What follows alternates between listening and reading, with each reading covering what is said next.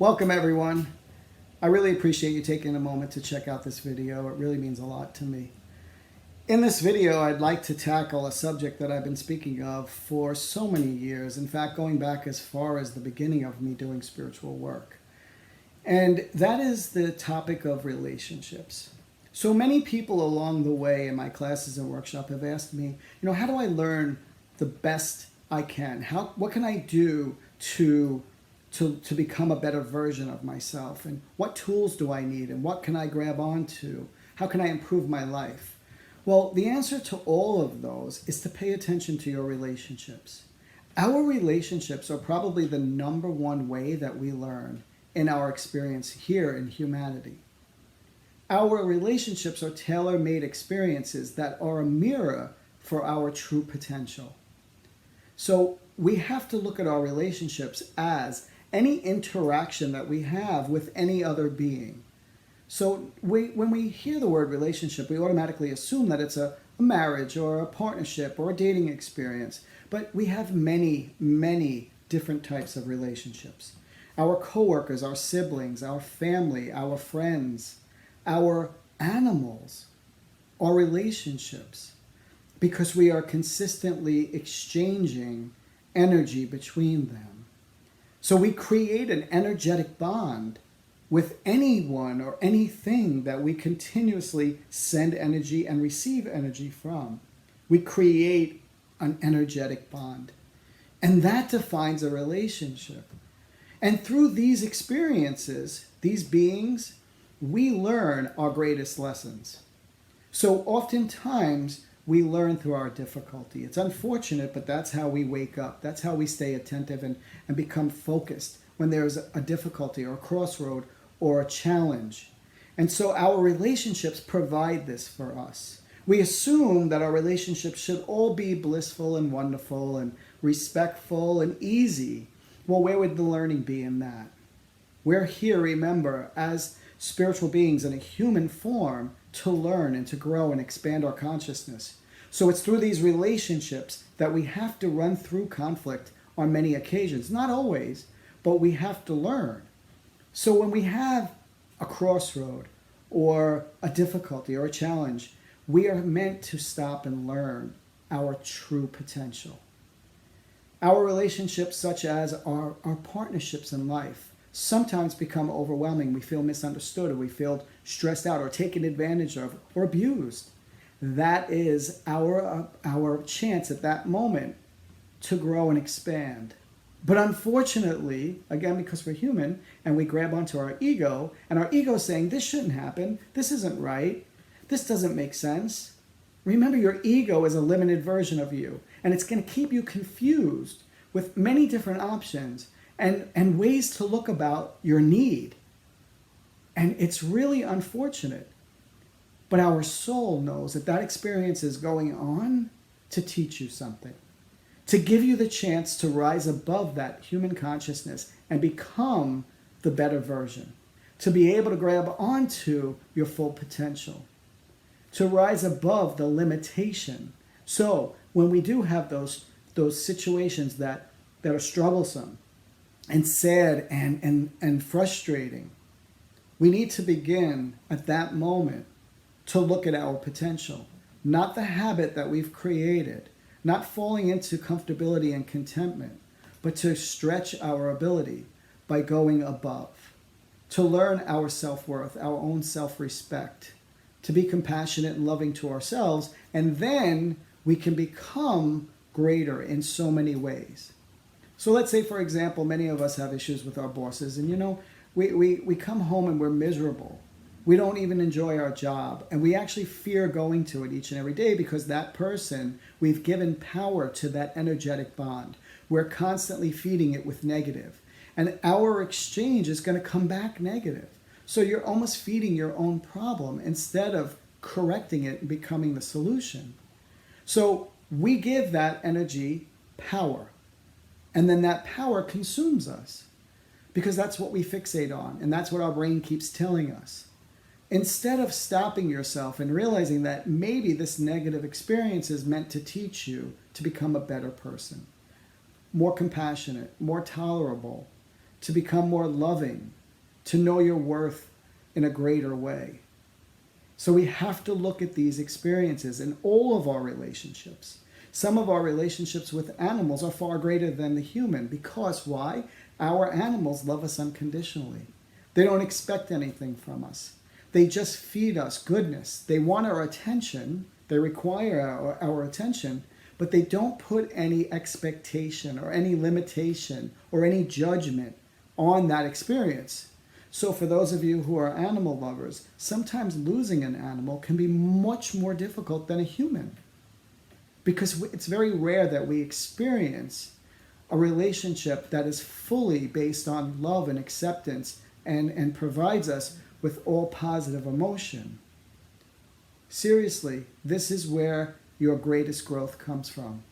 Pay attention to the interactions that you have on a regular basis with everyone around you. And remember, it's going to challenge your greatest potential. Either you will fall short and become a victim, feeling like you have to dig yourself back out of a hole, or you will rise above, feeling empowered and feeling like you learned something now that you can use that to make your life and those around you better. Our relationships will never be exactly what we want, but they will always be what we need. Our lives, in fact, are a true reflection of our potential.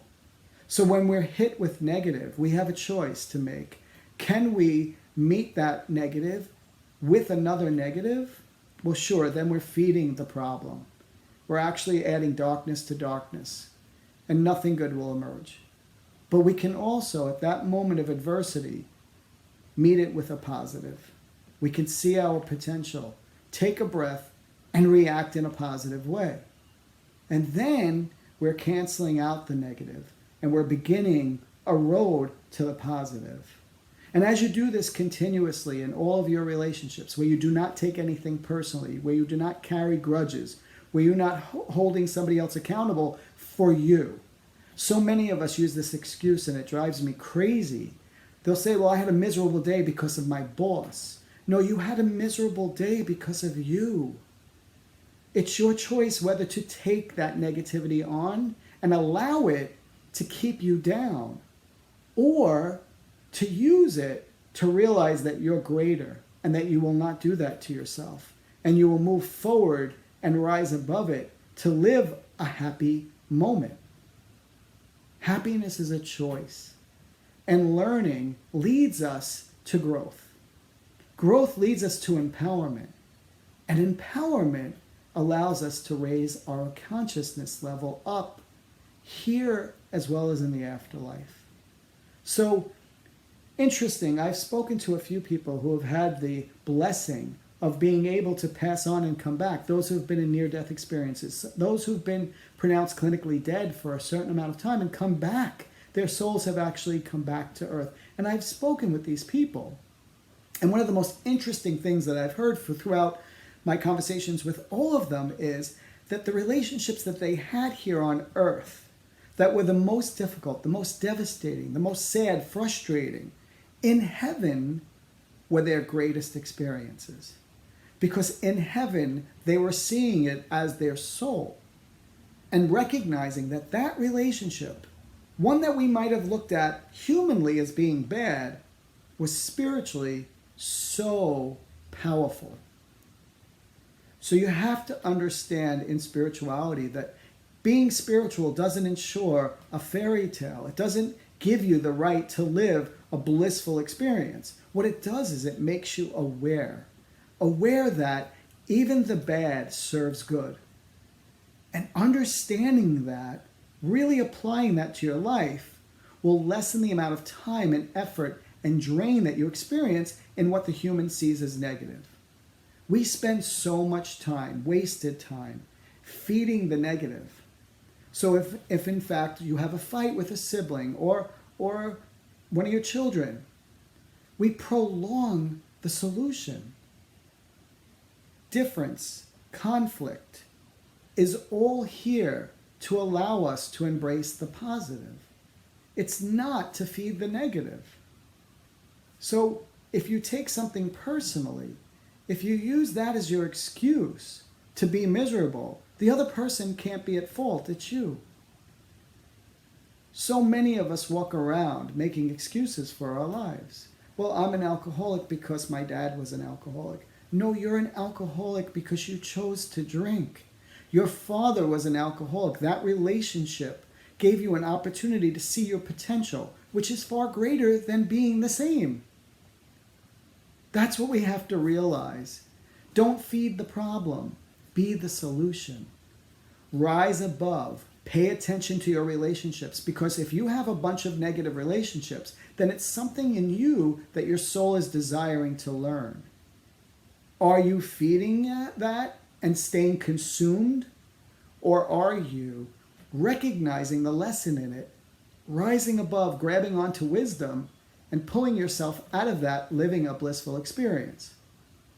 It's difficult to do because, again, we're trained as humans and we understand through our intellect. And so many of us think our lives. But we need to feel. And if something is being shown to you as a resistance, let's say if you're in a marriage that's not working correctly, and you say you've tried and done and been the best you can be, then maybe that's your chance to say, rise above and see your potential level. I deserve better. If you feel like you've exhausted every experience, if you've gone and done everything you possibly can to love and to forgive and to be compassionate and to be a true partner in this relationship, well, then maybe your soul desires something greater. But only until you have exhausted those possibilities should you make that decision. But take ownership of your part of that relationship. If you've been just as bad as you've been good, then you haven't lived your full potential. Our full potential resides in good. It resonates in love. And it provides a feeling and a desire to lead by example. So if you continuously stay in a place where you're positive and upbeat and supportive and encouraging, and there are relationships that are not matching that energy, then there is no fault in moving forward. Our souls do not desire to keep sticking our hand in the fire and getting hurt. It desires to recognize, become aware, and then use the positive emotions to love ourselves and move forward. Now, hopefully, as you lead by example, those other relationships will want to follow. And they will want to support the same emotion as you, coming together and now feeding positive from them to you, you to them. Those are the relationships that teach us and support us and encourage us. Those that are meant to come in and just merely serve a lesson can be devastating and hurtful. They can be overwhelming as a human. But as a spirit, I promise you, it is excited. It's motivated to learn something. You know, this may sound strange, but a lot of people always ask me about relationships, and I do intuitive counseling for couples. And so I believe a true misconception that we've heard throughout our lifetimes, I'm sure you've heard it 1,000 times, is when you meet somebody, people always say to me, was there fireworks? Was there oh my gosh moment? Well, in that, you really have to look at that. I believe that that's an indication there's something to learn. Our soul gets excited when there's an opportunity that's presented to give it a chance to grow and expand. And so when we see fireworks in someone, I believe that that is an indication that our relationship with that person is going to be a silver platter to learn something very monumental and big. Because we all know that that firework very rarely lasts. In a true loving relationship, one that is meant to be in what I consider to be a true love relationship, some call it twin flame relationship, those kind of relationships, there is no crazy excitement. It's a moment of peace. It's a connection between two souls. It's an understanding and a recognizing of the purpose of the relationship, almost a feeling as if we're home. So when you come home to your animal, yes, for a moment there's a little excitement, but we can feel it inside that animal grounds us.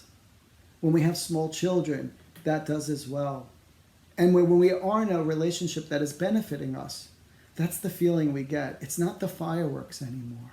So our soul is very motivated and excited when it sees its opportunity to learn.